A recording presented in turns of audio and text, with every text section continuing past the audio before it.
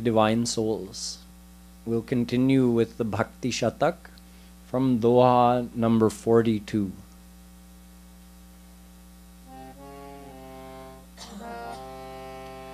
Jai Radhe Krishna Radhe Radhe Radhe Krishna Radhe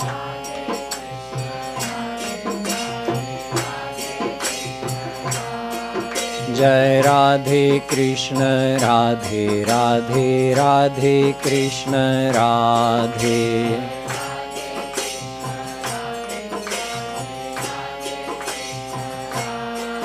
Jai Radhe Krishna Radhe Radhe Radhe Krishna Radhe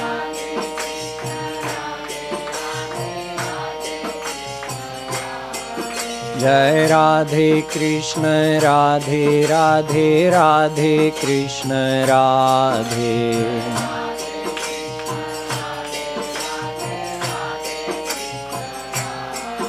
Jai Radhe Krishna Radhe Radhe Radhe Krishna Radhe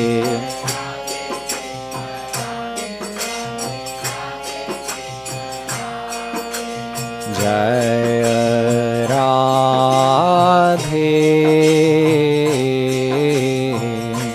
Jai Radhe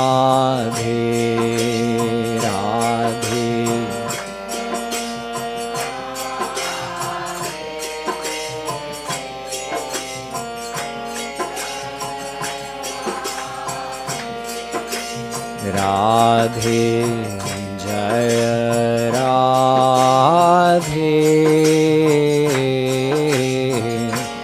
Jai Radhe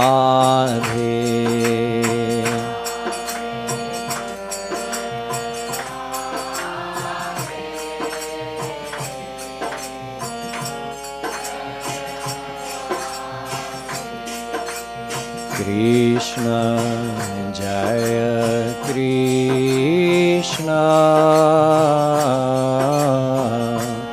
Jaya Krishna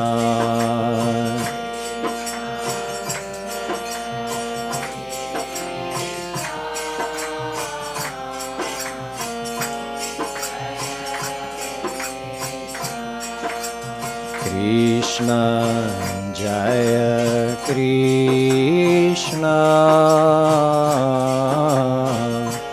Jaya Krishna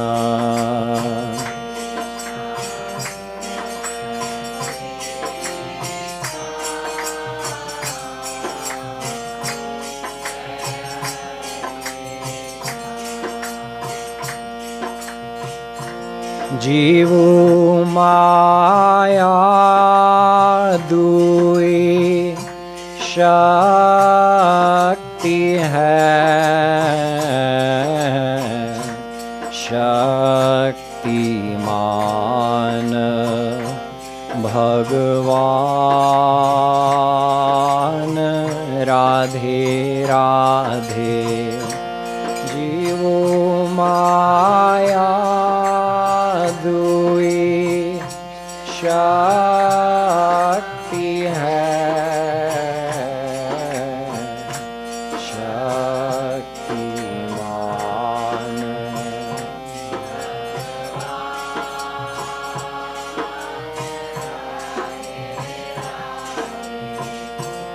Shakti bhed abhed bhi Shaktiman tejan Radhe Radhe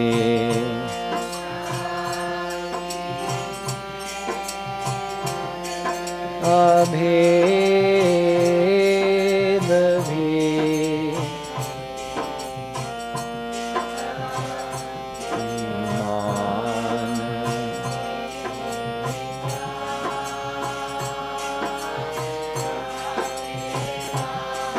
Jai Radhe Krishna Radhe Radhe Radhe Krishna Radhe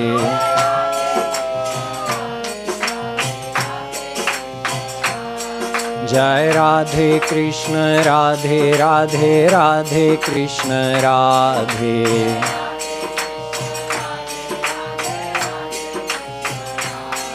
Jai Radhe Krishna Radhe Radhe Radhe Krishna Radhe.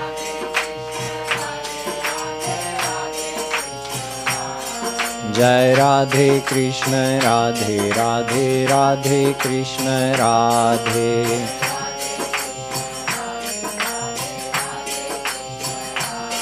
Jai Radhe Krishna Radhe Radhe Radhe Krishna Radhe.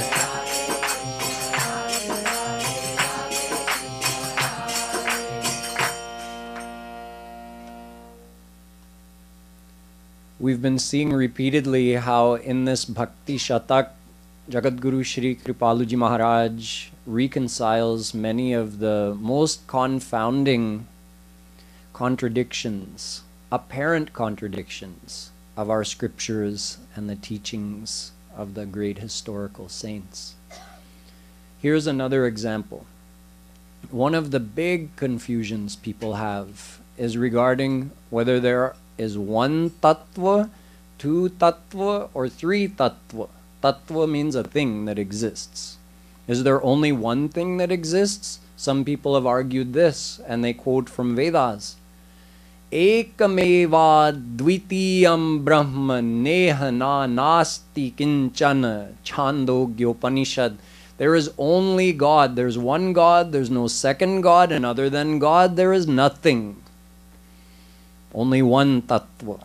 Ved says so.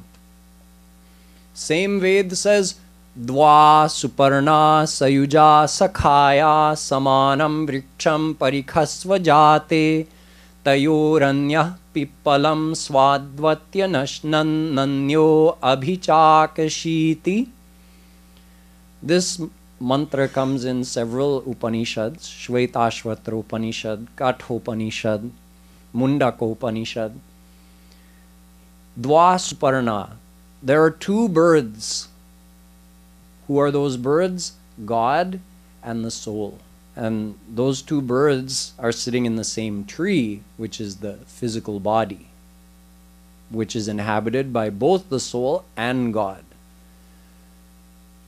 One bird, the soul, is busy flitting around the tree trying to find some fruit to enjoy, some berries to pick off the tree and enjoy, and the other bird, his eternal friend about whom he's forgotten, is just sitting and watching him.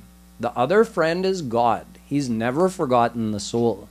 He's sitting on one branch and just observing. He's not partaking of the fruit of that tree, which some are bitter and some are sweet, depending on the karma of that soul. But the point is, there's two tattva, soul and God. Same Ved says, Aja mekam lohit shukla krishnam vahvi praja srijamanam sarupa ajo hyeko jushamano nushete jahatyenam bhukta bhogamajonyah. Shvetashvatra Upanishad says there are three things. Aj, aja. Aj means unborn, eternally existing. One aj for God, one aj for souls, and aja means the same thing but feminine, for Maya. So three tattva. Bhokta, bhogyam, preritarancha matva sarvam proktam trividham brahma metat. Taittiriya Upanishad says there are three eternal tattva. Bhokta, the soul who is trying to enjoy, bhogyam, the world, and there is one prerak, God, who gives life to all the souls and also activates Maya. So three eternal tattva.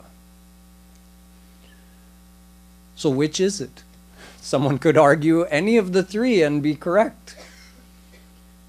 So here Jagadguru Shree Kripalu Ji Maharaj has reconciled it in one simple doha. He says Jeev and Maya are not independent tattva. They dependently exist because of God's grace.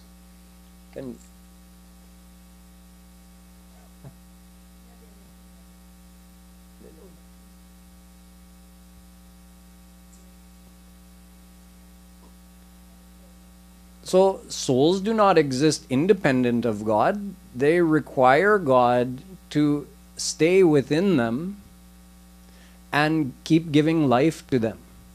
And Maya doesn't exist separate from God. Maya can only function if God provides the energy.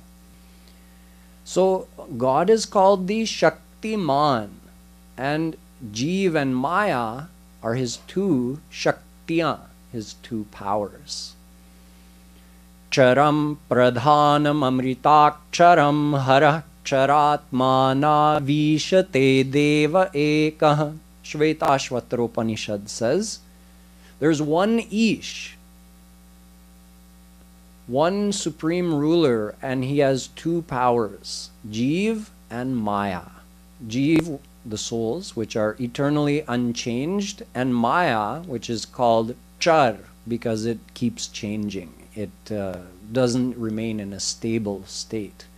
But souls are called Akshar. They can never degrade or die. But both of these powers are ruled over by one Ish.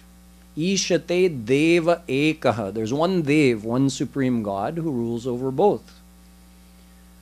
Apareyamitastvanyam prakritim vidhi me param jiva bhutam mahabaho yayedam dharyate jagat. In Gita, Shri Krishna tells the same thing. He has one Apara Shakti and one Para Shakti. Apara means lower. Maya is his lower power because it's Jad. It's a lifeless power. And souls are his Para Shakti, his higher power, because they are alive. They are sentient. And as described here in this doha, between the Shakti and the Shaktiman, there is a Bheda Bheda Sambandh. That's what Sri Maharaji has said here. So what does that mean?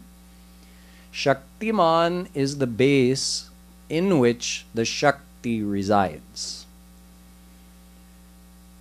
Shakti means power. Shaktiman means the owner of that power and the one in whom that power resides. Take a worldly example. Take a rose. A rose is actually like the Shaktiman, and the fragrance of the rose is like the Shakti. See, that Shakti, that fragrance, it exists in the base of the rose. It can't exist on its own.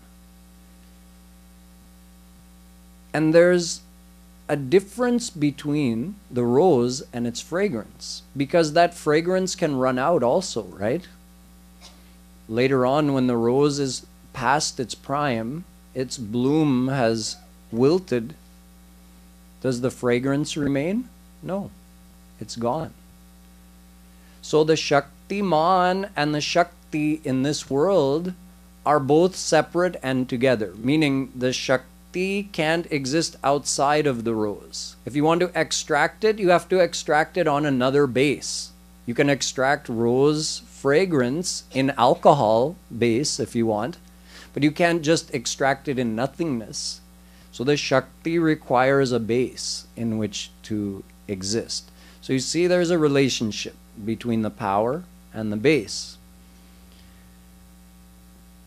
Look at another example in the world. What do we call kapoor? What do we call it in English? I forget. Camphor. Camphor is a white substance where in this case, you see, the fragrance of the rose is not the rose, right? It's two separate things. But in the case of the kapoor, that thing is the fragrance. So the thing itself has become its own base. So you look at that white substance, when the fragrance evaporates from that, does the base remain? No, it disappeared into thin air. So the Shakti and Shaktiman are one and the same in the case of the kapoor. The reason I'm explaining this is that in the divine world, things are quite difficult to understand. For instance, Radha and Krishna, are they like the fragrance of the rose and the rose? Or are they like the fragrance of the kapoor and the kapoor? They're more like the kapoor, actually. Radha and Krishna are one and the same, like the fragrance and the kapoor. So Radha is like Shakti emphasis, and Shri Krishna is like Shaktiman emphasis, but both are one and the same. Radha is said to be the Shakti of Shri Krishna, and Shri Krishna is the Shaktiman. Now, when it comes to souls and Maya, we are also his Shakti. We also have this Bheda Bhed Sambandh, meaning in some ways there's oneness between souls and God and Maya and God, and in some ways there is Bhed. Abhed means no difference, Bhed means difference. How is there a difference? And how is there non-difference? We call this Bheda Bhed Sambandh. First, how is there non-difference? Take souls. Is there any part of ourself which is not permeated by God? No. So then where is the separation between us and God? Substantially, where do we begin and God ends? Or where does God end and we begin? You can't find a separation between us and God. Physically speaking, he permeates our very self, our very being. So from that point of view, would that be Bhed or Abhed? That's Abhed. That was a test. None of you responded. So God permeates every particle of our being. So is that difference or non-difference? Non-difference. That's right. In another way, which is actually, so God is there, plus what is he doing? He's giving life to us. So could we exist without God? No. So that is also Abhed. In that way, there's a total oneness between us and God. But we have our own individuality in some ways as well, which is the Bhed side. We have our own free will. We perform our own karma. God certainly gives us the power to perform the karma, but he doesn't interfere in what we think, what we say, or what we do. Otherwise, if he did, he would just have us all become surrendered to him instantly, and we'd all be God realized, and I wouldn't need to be sitting here giving you a speech. So there is individuality. In other words, soul and God are one from a certain way of looking at it, but from another way of looking at it, there's a difference between soul and God. Can a soul decide, I want to create the universe? Well, right now the universe is already created, so let's say a soul decides, मैं प्रलय कर दूं. Should I destroy the universe? Or somebody says, yeah, go ahead. What are you going to do? God just thinks, and it happens, the whole pralay of the whole unlimited universe. So there's a big difference between us and him. And during Mahapralay, then God just thinks, Ikchater na shabdam. Doesn't even have to say a single word. He just thinks the whole universe is produced. We can't do that. So there's a big difference between souls and God. God is always blissful, 24/7. And we very rarely feel much happiness. Most of the time we're either neutral or stressed, and sometimes sorrowful or disappointed, and sometimes happy. So there's a big difference. How about between Maya and God? Same thing regarding the physical existence of Maya not being separate from God, just like our physical existence isn't separate from God. God permeates every particle of Maya, and in fact you can say Maya exists on the base of God, like algae grows on the surface of a pond. Does the algae just grow in thin air? No, it exists on the base of that water. So just like if a pond gets completely covered in algae, you can't even see the water underneath it.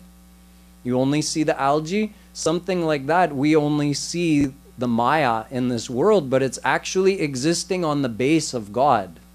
But God is invisible to us.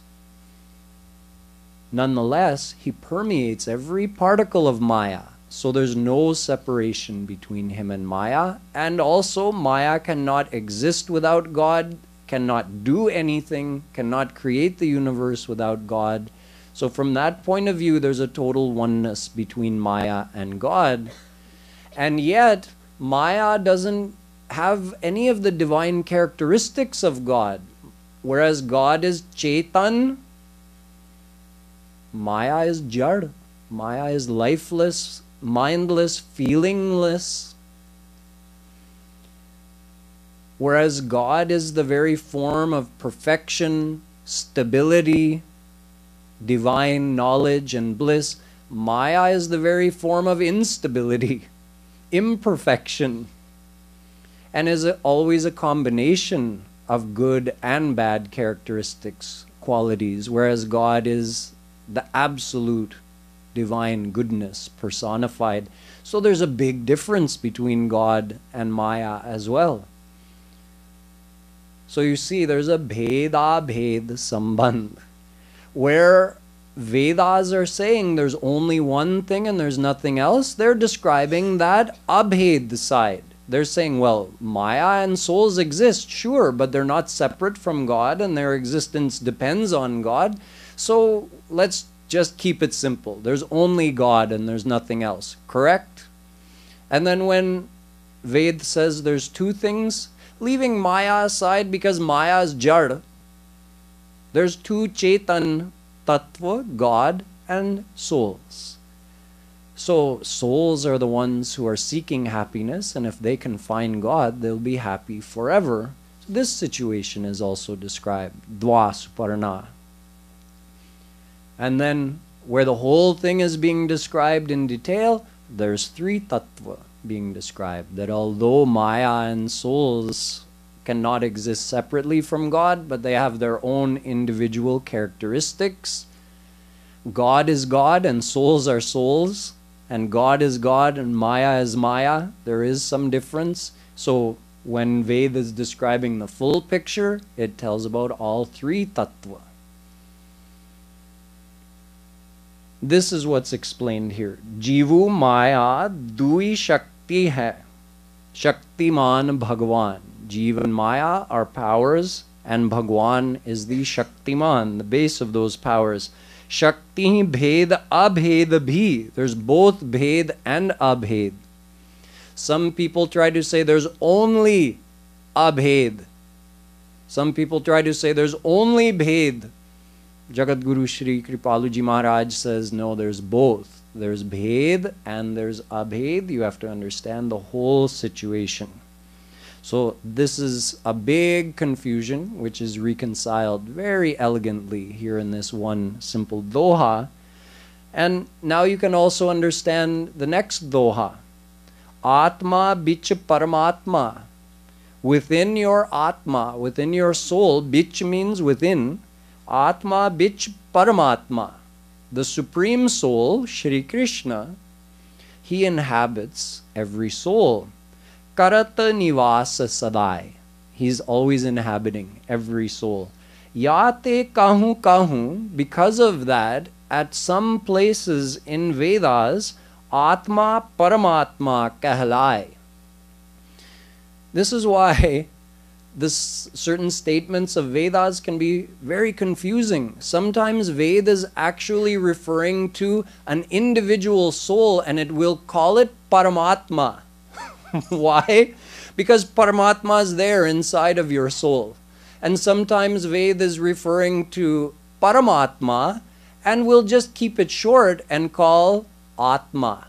Atma could mean either Jivatma, a soul, or Paramatma, Bhagwan. So it's very confusing if you try to read Vedas or even Gita on your own because of all of this terminology and not being able to understand the underlying philosophy. We can get very, very confused. That's why it's extremely important to have proper guidance and not just go and study these texts on our own. So here, this is also a huge confusion for many, many scholars, and Kripaluji Maharaj has answered it very easily in just one doha. So we'll sing these dohas now. Jai Radhe Krishna Radhe Radhe Radhe Krishna Radhe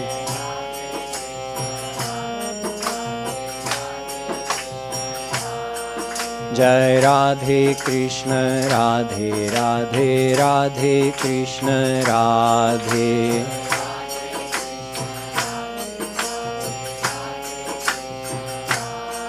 Jai Radhe Krishna Radhe Radhe Radhe Krishna Radhe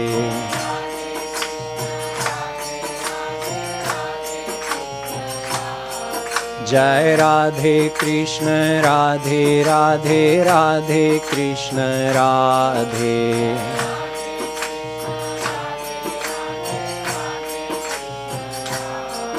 Jai Radhe Krishna Radhe Radhe Radhe Krishna Radhe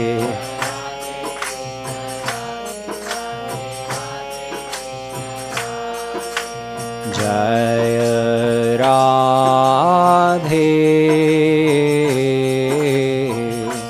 Jai Radhe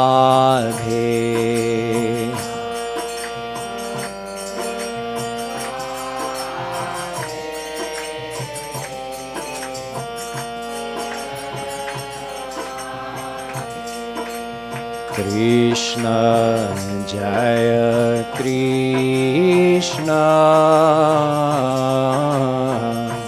Jaya Krishna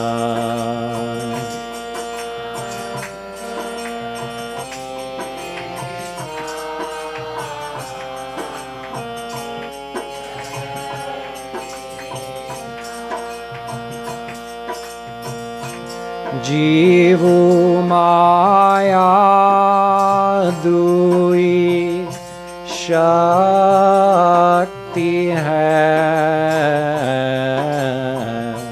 Shaktiman Bhagwan Radhe Radhe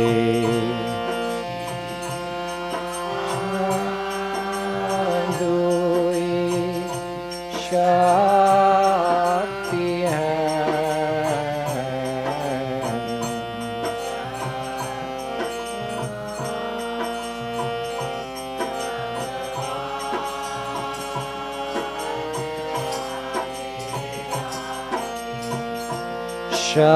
Shakti Bhed Abhed Bhi Shaktiman Tejan Radhe Radhe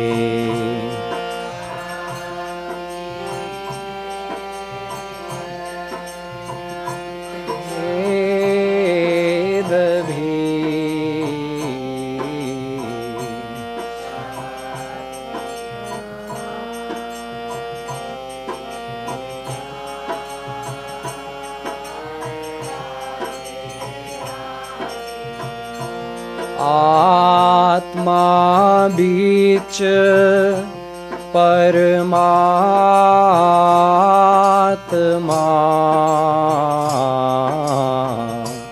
करत निवास सदाय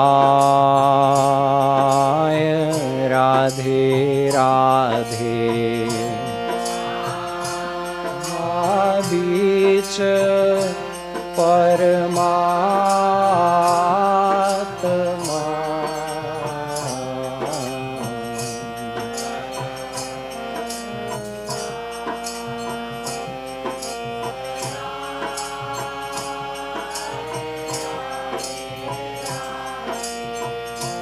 या ते कहूँ कहूँ आत्मा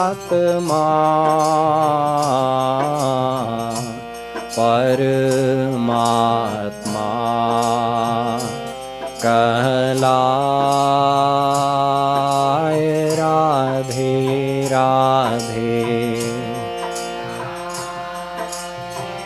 कहूँ कहूँ आत्मा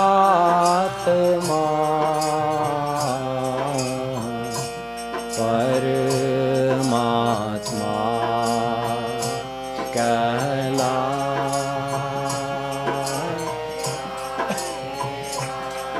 जय राधे कृष्ण राधे राधे राधे कृष्ण राधे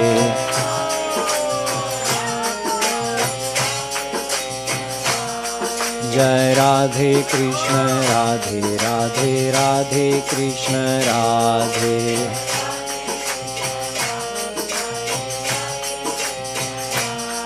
जय राधे कृष्ण राधे राधे राधे कृष्ण राधे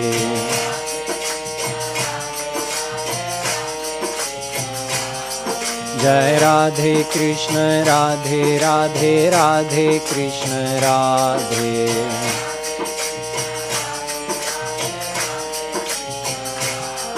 जय राधे कृष्ण राधे राधे राधे कृष्ण राधे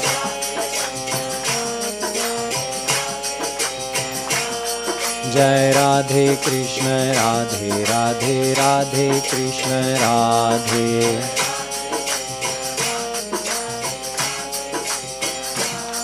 जय Radhe Krishna Radhe Radhe Radhe Krishna Radhe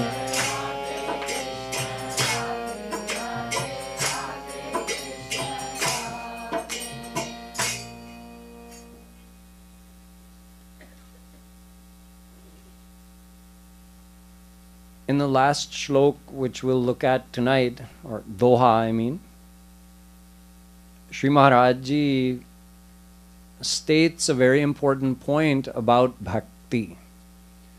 Lakhat rahat nit bhakti mukh karma yoga arugyan.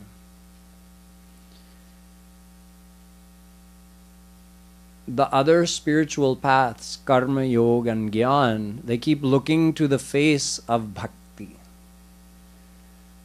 What does that mean? It means that they depend on bhakti. They cannot take a soul to that soul's ultimate goal without bhakti. But conversely, ati swatantra hai bhakti path Ved Purana Bakhan. Bhakti Panth, the path of bhakti, is ati swatantra, absolutely independent. Why do we say this? You've already learned in my explanation that bhakti is the only means of reaching God. Because bhakti actually means joining your mind with God. You can call that surrender. You can call it sharanagati, you can call it prapatti, you can call it devotion, you can call it bhakti. It has many words, but it all means the same thing. From inside, our heart, our mind has to be surrendered to God. Or you can say attached to God. That is bhakti. That is the only means of receiving God's grace in order to become liberated from Maya and to attain God. And that's the ultimate goal of a soul, to be free from suffering forever and to attain perfect happiness forever. That's everyone's ultimate goal, and that goal is only achievable through bhakti. We've already covered this. But this is a subtle point. What we just heard in this doha, it's to further your understanding about the supremacy of bhakti. It's said that these other paths are dependent on bhakti. So what that means is karma on its own, where does it take you? Karma means doing good actions, doing all your family duties, making some personal sacrifice so that you can give some charity and try and do some good in the world, also observing worshipping formalities on special days, performing Vedic rituals on certain appropriate days, like when you move into a new house, or you have a child born to you, or you name your child, or even when someone passes away. Observing all of this is the path of karma. If someone does all of that but leaves out bhakti, they're doing all of that good karma, but their mind is not attached in God while they're doing it, the most they can get is the attainment of swarg. You've also learned that swarg is actually under Maya. So if you go to swarg, you're coming back here eventually. There's no perfect happiness in swarg, and any soul who goes to swarg ends up being reborn here in this mrityu lok. So that's the ultimate gati of karma marg. It can't take you any further than swarg. So it's an incomplete path if your desire is freedom from suffering and the attainment of divine bliss. What needs to be added? Bhakti. If you add bhakti, if you do the same good karma with your mind attached to God, it becomes karma yoga. In other words, karma plus bhakti equals karma yoga. But it's not the karma part that results in you attaining God. If you're doing karma yoga, you're doing all those good actions and your mind is attached to God. So you're doing two things. Out of those two, which one is going to be responsible for you reaching God? Having your mind attached to God. The good karma is incidental. ये संसार को चलाने के लिए है. That's to maintain harmony in the family and the society, but that doesn't result in God realization. It's a good thing. It doesn't result in God realization. The surrender of your mind results in God realization. So that's bhakti. This is why we say karma is dependent on bhakti. Without bhakti, just by following karma, you can't reach God. We learned the same thing about the path of yoga. Yoga is a way of purifying the heart and controlling the activities of the mind. Yogaschitta vritti nirodha. The very beginning of Yoga Darshan, Sage Patanjali says, this yoga I'm going to teach you, this Ashtang Yoga, it's going to help you get control over your mind. And the ultimate height that we can reach by following this eightfold path of yoga described by Sage Patanjali is to have the mind quieted and to have purified the mind, have it established in its sattvic quality,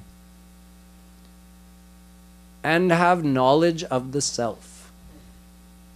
Swarupa pratishtha, to be established in the knowledge that I am the divine soul.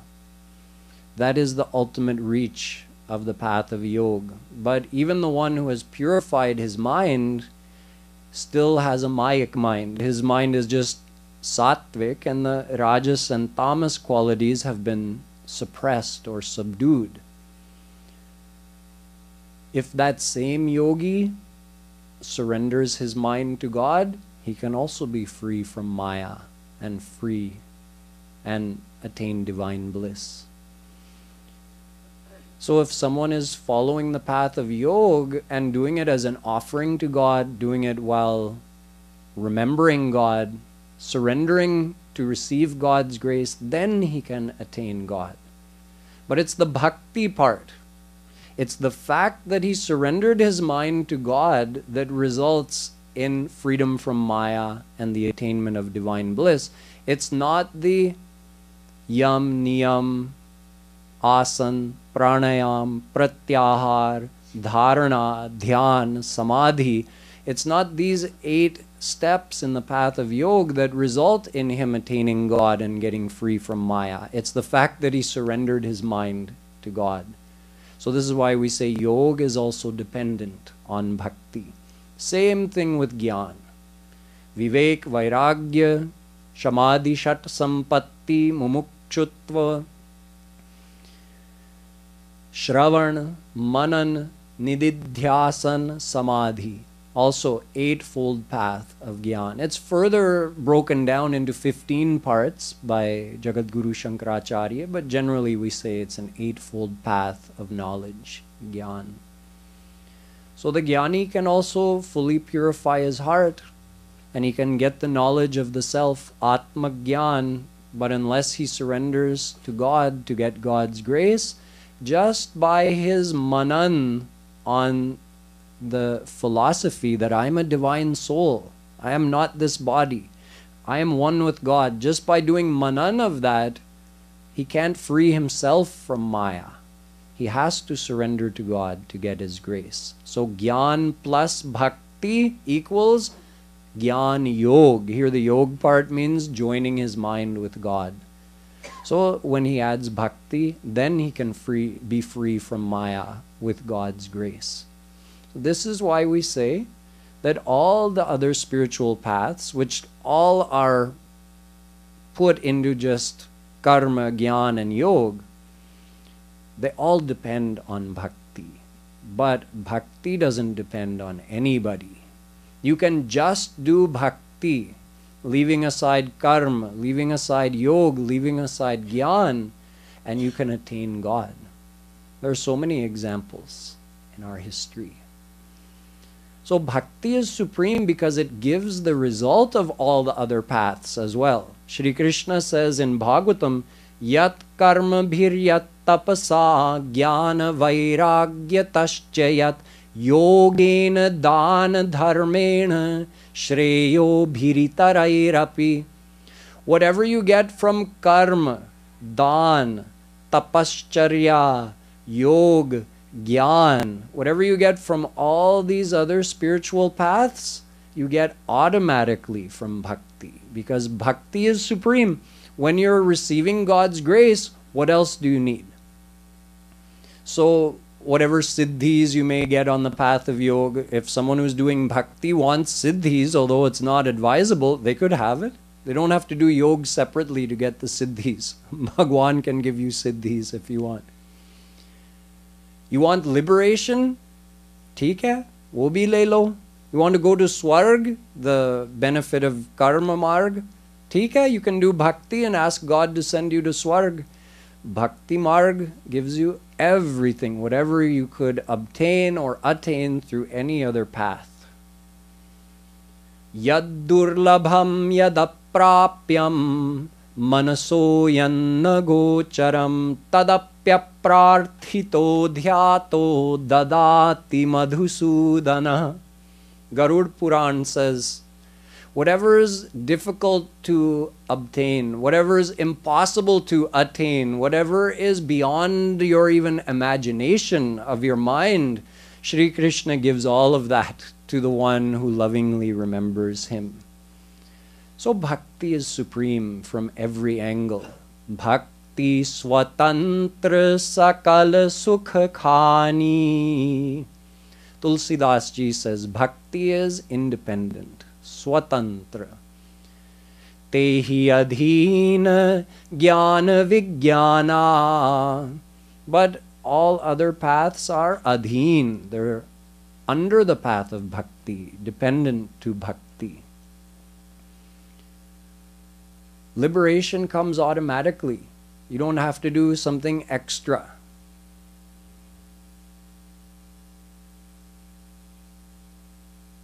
Bhakti karati soi mukuti gosai anaichit avat bariyai. Even if a bhakt doesn't want liberation, mukti, comes with folded hands in front of the one who has surrendered to Shri Krishna and says, Koi seva bataiye? And the bhakt says, Dure tishtham. Get out of here. I don't want any mukti disturbing my dvait ras.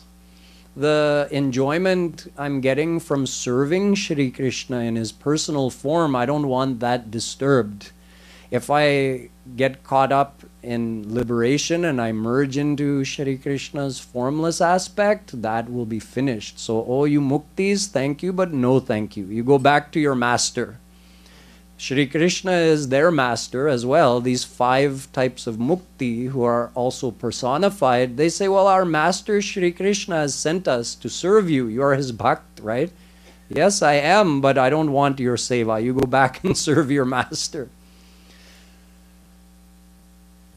Sarshti samipya salokya sarupyaikatvam diyamanam nagrihnanti vinamat sevanam jana. Bhagavatam. Bhagwan is saying, even if I try to give those 5 types of mukti to my devotee, nagrihnanti, he doesn't accept it. He wants to just do my seva personally in the divine abode. Rup Goswami has said in his Bhakti Rasamrit Sindhu, Anyabhilashita shunyam. He's talking about the conditions of bhakti. He says, and this is actually coming up in the next one, that bhakti should be free from all the desires, except for the desire to serve your divine beloved, Shri Krishna. And in addition to that, it should be free from any avaran, any kind of covering of other spiritual practices. Covering means if another spiritual practice is there, it's fine, but you have to do it with the understanding that it is subservient to bhakti. For example, if someone thinks that, okay, I'm doing bhakti to Shri Krishna, why? To get his divine vision, so I can get divine bliss and be freed from this cycle of birth and death. So I'm doing bhakti to Shri Krishna. But, oh yeah, today is a certain day where I'm also supposed to do this yajna to please Indra. It happened in Braj, right? All the Brajwasis were going to do a yajna to Indra, who's nothing more than the king of Swarg, a Mayak being himself. This is part of Karma Kand. This is part of the path of karma. So if you're already doing bhakti to Shri Krishna, there's no need to also worship the Devtas in Swarg, even Indra. So that's why Shri Krishna taught them. He said, what are you doing? Why are you doing this pujan to Indra? Govardhan Hill is my other form, so let's go and worship Govardhan Hill instead of worshipping a celestial god, Indra. That's one of the reasons that this Leela happened, to teach the souls the importance of ananyata. Yatha taror mulanishe chanena. Bhagavatam says, just like if you water a tree's roots and you're giving it sufficient water in the roots, do you also have to sprinkle water on the leaves to make sure they don't dry up? No, the water from the root gets absorbed into the leaves. The branches, the twigs, the roots, the flowers, the fruit, everything gets watered if you just pour it on the root. Similarly, Shri Krishna is supreme. So if you're doing bhakti of Shri Krishna, everybody else is happy already. Kaun ungli uthayega Shri Krishna ke bhakt ke samne? No one can do anything to Shri Krishna's devotee. They're all his employees. See what happened to Indra? When he objected, Shri Krishna humbled him, and Indra came with his crown, placed it at Shri Krishna's feet, and apologized and surrendered to him. So this is an important part of devotion, understanding that you don't have to supplement it with anything. Bhakti is not dependent on anything.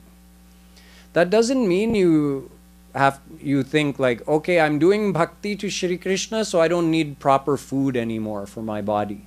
I don't need proper exercise. I'm doing bhakti. It doesn't mean that. You have to take proper care of your body, do exercise, whatever form of exercise works for you. Eat healthy vegetarian food, get proper sleep. You have to support your spiritual progress by taking care of your physical body, but you don't have to supplement your spiritual practice of bhakti with anything. It's not forbidden. No one's going to come and fine you for doing that. It's just that it's unnecessary. That's the point that's being made. That the highest form of bhakti is practiced without any kind of mixture with anything else. You don't, if someone says, well, I'm doing bhakti, but I also have this kundalini in the base of my spine, don't I also have to activate that? I've heard that from so many people that, well, I'm doing devotion and that's fine, that's going to get me this, this and this, but don't I also have to, you know, refine my chakras and activate this kundalini energy?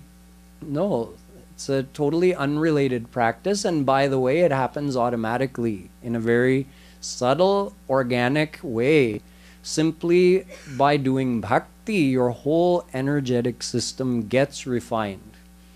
It doesn't mean that doing yoga doesn't provide some extra benefit, some very real benefit to you physically, and can also help you by calming your mind before practicing devotion. So it's not, there is a use of yoga, but one shouldn't have the feeling that bhakti is incomplete because I also need to do this thing and this thing. That's the main point I'm making. So we'll stop here for today, and tomorrow we'll continue with the discussion of bhakti and understand that bhakti should be free from all desires but one. Boliye Vrindavan Bihari Lal Ki Jai.